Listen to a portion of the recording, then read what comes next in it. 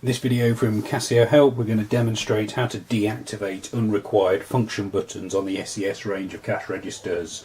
So in this demonstration I'm going to show you how to delete the refund button, the no sale button and a couple of department buttons.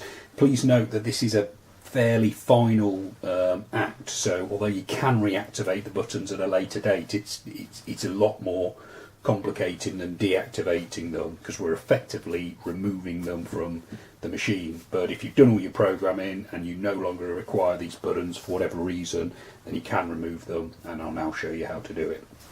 So first thing to do is to turn the key round to PGM and then arrow down to system setting.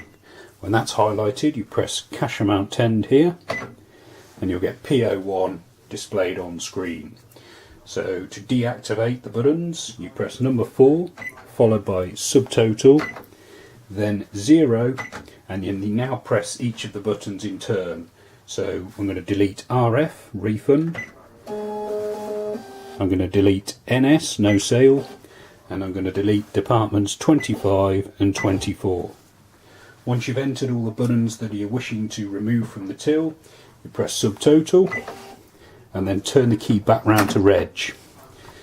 We'll now try and use those buttons to show you what happens. So if we try and do a no sale and open the till, the button doesn't exist anymore, so nothing happens.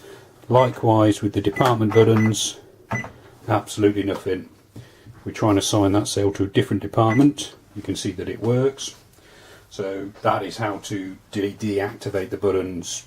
Please be aware that it's a fairly final process, so only remove the buttons if you are 100% sure that you don't want them on the register.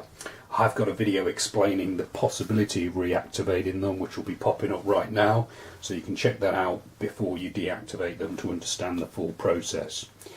For more information on using the Casio SES range of cash registers, please visit casiohelp.co.uk or subscribe to this YouTube channel. Thanks for watching.